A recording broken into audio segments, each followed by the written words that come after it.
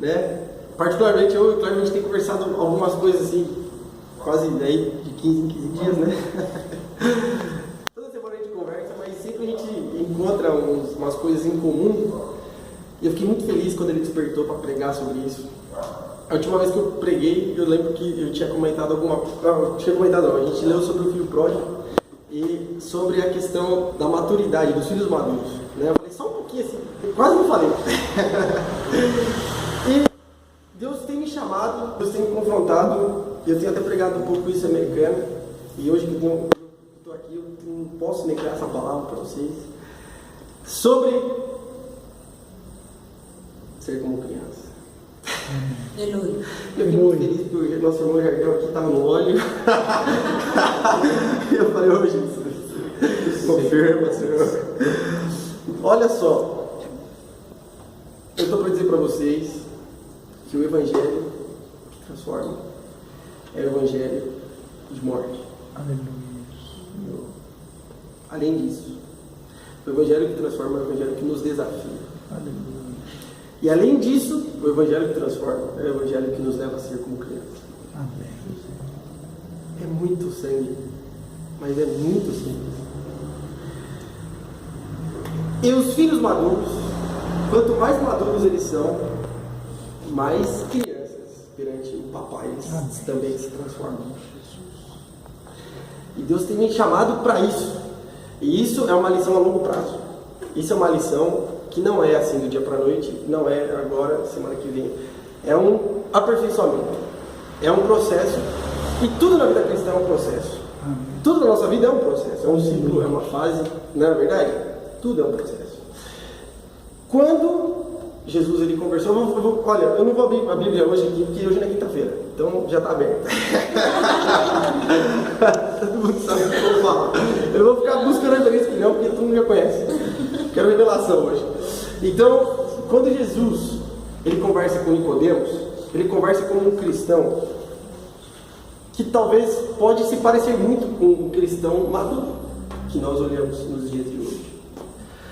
Até porque hoje eu já percebi que às vezes a gente identifica uma pessoa madura na fé pelo conhecimento que ela tem. Às vezes a gente avalia até mesmo o chamado dessa pessoa, a gente põe sobre ela uma perspectiva de chamado pelo conhecimento que ela tem. E Jesus uma vez conversou e conheceu Nicodemos, que era um dos caras mais tops que tinha aí sobre as leis e sobre o conhecimento da religião judaica, que era a própria palavra de Deus. Esse cara era tão maduro que ele foi encontrar o Senhor Jesus de madrugada, para que ninguém o pegasse. Que lição boa, né? Ele tinha vergonha de se encontrar com Jesus aí pessoalmente durante o dia, mas na madrugada ele se dispôs para isso. E Jesus, quando conversou com ele, ele mostrou uma coisa assim, uma revelação chave do reino de Deus. Eles conversaram, todo mundo já conhece a história. Nicodemos falou: pô, Senhor, vejo que tu és o Messias. E me fala mais sobre o teu reino, né? Vamos conversar aqui. A Bíblia fala coisas objetivas, fala conversa onde carrega a revelação, né? O cara passou a madrugada com Jesus, ele não ficou lá 5 minutinhos, igual a gente lê, né? Falou 3, 4 palavras e foi embora. Com certeza eles conversaram mais. Mas a essência disso está no nascer de novo. Quando ele fala, pô, Jesus, então como é que eu faço para herdar o reino? Eu falo assim, pô, na realidade, todo aquele que nascer da água e do Espírito herdará o reino de Deus. Porque o que é nascido da carne é carne, e o que é nascido do Espírito é Espírito. Aí Nicodemos ele olha para Jesus e ele fala assim, poxa, eu não estou entendendo. Jesus ele fala, mas Nicodemos, você não é o cara do conhecimento? Você não é o cara que conhece? Eu posso até dizer, você não é líder? Essa reunião aqui não é de líderes? O que está acontecendo? Por que você não conhece? Por que você não está entendendo o que eu estou te falando? Porque você só nasceu na carne. Você entende do que está aqui, desse mundo terreno. Você não entende do que é nascer da água e do Espírito. Não entende o que é do Espírito. Tipo o que Jesus disse para Satanás quando expulsou ele de Pedro, né? Está atrás de mim, Satanás, porque você conhece, está interessado nas coisas dos homens, você não conhece nada das coisas de Deus.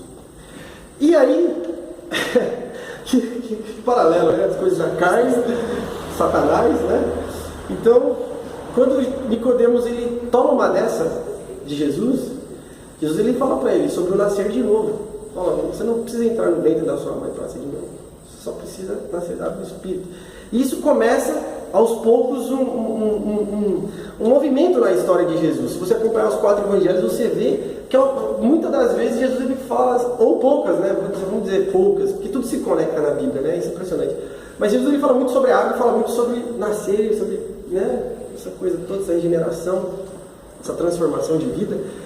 E no fim das contas, quando os discípulos eles vão conversar com Jesus, né? No fim das contas, assim, em um certo momento, no auge do ministério, lá depois de 1, 2, sei lá quantos anos já caminhando, talvez já no 3º ano, né? Porque Jesus ele estava aqui já em Jerusalém, se não estiver errado.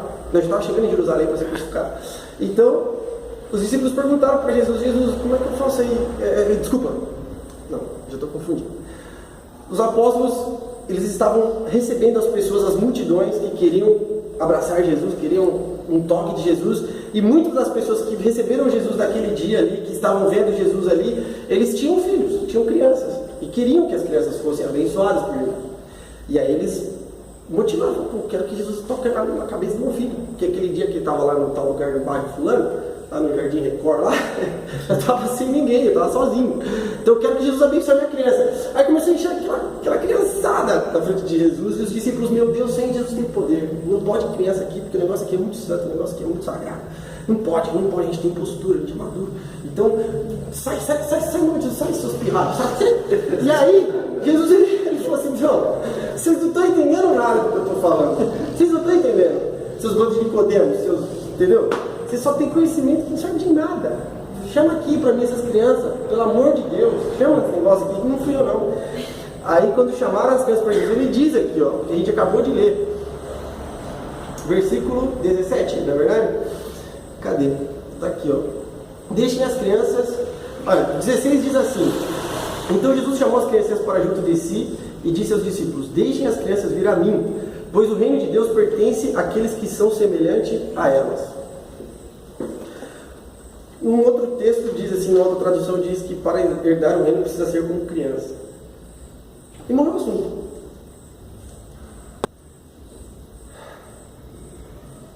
Isso é muito sério. Isso é muito sério. Aí você pode estar pensando assim, pô, você está querendo dizer o quê? Que eu tenho que ser como criança? E cantar uma música dessa aqui? Né? Tipo, ser bonzinho? Não. Ser como criança não é imitar. Ser como criança não é optar. Ser como criança é ser regenerado, é ser transformado, é se tornar, é abandonar maturidade, é abandonar conceitos, é abandonar padrões e simplesmente ser como criança. Pô, mas como é que eu faço isso? Eu nasço de novo? Sim, da água do Espírito. Da água do Espírito. E eu quero falar um pouquinho sobre ser criança, que tem tudo a ver com adoração. Amém? Amém! A concentração hoje tá brincando. Tô brincando aqui, tô transparente aqui. Olha só. Vamos lá. Quando o apóstolo Paulo ele diz, rogo-vos, pois, irmãos, né? Eu apelo, eu imploro que apresenteis o vosso culto. Como a gente leu aqui o texto, né? Como um sacrifício vivo, vossos corpos, né? Ele está falando aqui sobre intensidade. Também. Quando a gente entra para o Evangelho, a gente entra para uma vida de intensidade. Não para uma vida de atividade. Separe bem as duas coisas. A gente vive num padrão religioso cristão, ou não, cristão não, um padrão religioso evangélico, que as pessoas elas entram, elas precisam fazer alguma coisa. As pessoas elas entram, elas precisam já começar a fazer alguma coisa. Isso não é a verdade em si, infelizmente. E não quer dizer que se essa pessoa ficar na igreja o tempo todo, 10, 20 anos, ela não fazer nada, ela está condenada. E nem precisa ser menosprezada, que é o que a gente vê por aí também. Uma classe dentro da igreja que faz, e se quem não faz, está condenado. Mas espera aí, quem não faz o quê? Como? do que nós estamos falando? Do que o reino, o que o reino precisa? O que o reino exige? Atividade ou intensidade? Essência ou atividade? E a gente está cheio de atividade, a gente quer atividade, a gente busca atividade, a gente inventa atividade, a gente compra atividade, a gente paga atividade e não tem a essência. E não tem a intensidade. A gente tem conferências, a gente tem congressos, a gente tem whatever, a gente tem um bando de coisa, um bando de célula, um bando de tudo, um bando de culto e não tem intensidade. O reino de Deus exige de nós intensidade. Intensidade no quê? Na atividade? Não. Eu não vou nem falar o que vem à cabeça de exemplo de nego que não lê a Bíblia e sai pregando. Não quero nem falar, porque tem umas coisas que não vai edificar nada. Mas, quanto mais nós vemos o cargo ou o fardo da atividade sobre as pessoas que não tem intensidade, mais nós vamos de mal a pior. E vou pegar um parênteses, né? Do que eu vi essa semana, e é muito verdade. Atividade sem intensidade gera frustração, gera desabafo, gera fardo, gera coisas que não convêm, coisas que não são necessárias. Este lugar aqui, essa estante aqui, ela é muito representativa. Esse espaço daqui para cá, dependendo do seu coração, é muito sagrado. Aqui é lugar para se pregar a palavra. Aleluia. Aqui é lugar para se mostrar a santidade de Deus e a palavra de Deus. Trazer o que se vive. Aleluia. Amém. E não desabafar. E não mostrar a carne, mas sim o espírito. Amém. Nós estamos num lugar onde nós somos hospital, ou nós vivemos, ou nós moramos, ou nós buscamos cura e não morte. Sim, morte do pecado. Sim, morte da carne. Sim, morte do capeta. A gente quer que o capeta morra. Eu quero que o capeta morra. Veja esse demônio. Mas aqui é um lugar onde a palavra, ela vai pôr tudo no eixo. A palavra, não o que eu acho. A palavra, não o que eu penso. Mas, da mesma forma que esse altar, ele deve ser tão intenso da presença de Deus, a casa deve ser intensa da presença de Deus. Porque o nosso reino é um reino de crianças. Eu lembro que terça-feira eu fiquei com uma coisa na cabeça e falei, caraca, a gente acabou o louvor, né? Então, o louvor foi mó sinistro, assim, aí começou uma loucura aqui. E um cumprimentou outro, abraçou outro, e não sei o que, e chama, e fogo, e holy fire, e aquela coisa gostosa, né? A gente chegou para adorar a Deus e, pô, legal, pá. E aí eu lembro que o Cleber falou assim, calma, crianças. Aí eu olhei assim e falei assim, é isso mesmo. É isso mesmo. O que você está dizendo com isso? Você está sugerindo que a gente faça bagunça? Não, eu estou sugerindo que nós, sendo crianças, somos simples, somos felizes na presença de Deus. Amém. Somos intensos na presença de Deus. Vocês podem ver, por exemplo, quando Deus traz as crianças dela aqui, a intensidade. Aleluia. Glória a Deus. A energia que carrega essas crianças para brincar, para pular. E é uma loucura. Esse aqui, ó, eu não sei que graça tem esse aqui, ó. Um negócio assim, sabe? É uma loucura atrás dessa loucura. Eu fico assim com medo, fico assustado, velho. Eles descem ali junto. Isso é Deus falando claramente sobre intensidade, velho. As crianças às vezes estão pregando melhor no domingo à noite do que o cara que está aqui na frente, do que a pessoa que está aqui na frente. As crianças estão mostrando mais exemplo de amor, simplicidade, pureza, perdão na nossa cara do que às vezes a pessoa que está aqui, que tipo, velho, descobriu a palavra domingo de manhã, sei lá, domingo à tarde para pregar. Dá pra sacar na lata isso. Dá pra saber na lata. Às vezes você tenta ver as crianças, né? Você fala, pô, tudo bem que parece que, né? De bola. Vocês estão entendendo o que eu estou falando? Amém? Amém. Em geral aí, amém? Então é o seguinte, gente. Eu quero falar um pouquinho. Quero abrir um outro texto aqui rápido.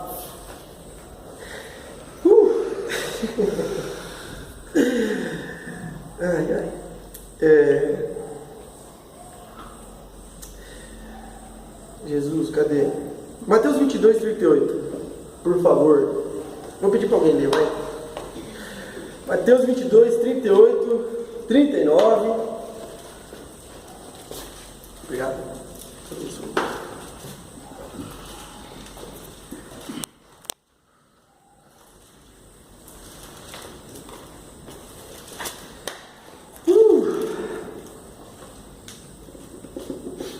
Alguém lê, por favor, aí, Mateus 22, 38, 39.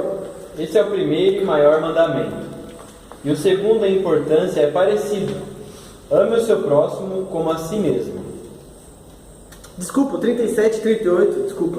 Jesus respondeu: ame ao Senhor seu Deus de todo o seu coração, de toda a sua mente e de toda a sua alma. Esse é o primeiro e maior mandamento. E o segundo em importância é parecido. Ame o seu próximo como a si mesmo. Amém. Olha que Jesus disse: amarás ao Senhor teu Deus de todo o teu coração, de toda a tua alma e de todo o teu entendimento. Isso tem tudo a ver com Romanos 12, tem tudo a ver com tudo. Isso é a Bíblia todinha. Todos os versículos são a Bíblia mesmo em si, né? Tudo diferente, tudo igual. Então amarás ao Senhor teu Deus de todo o teu coração, de toda a tua alma, de todo o teu entendimento. Olha, eu estou para dizer que eu, como músico da casa, não vou dizer da minha vida, não. Estou para dizer que como músico da casa, eu procuro me empenhar, de ter minha experiência com Deus, de ter minha experiência com o louvor, de ter minha experiência com a música, de ter experiência com a adoração. Assim como disse Jesus: amar a Deus acima de todas as forças, todo entendimento, pessoal, tudo.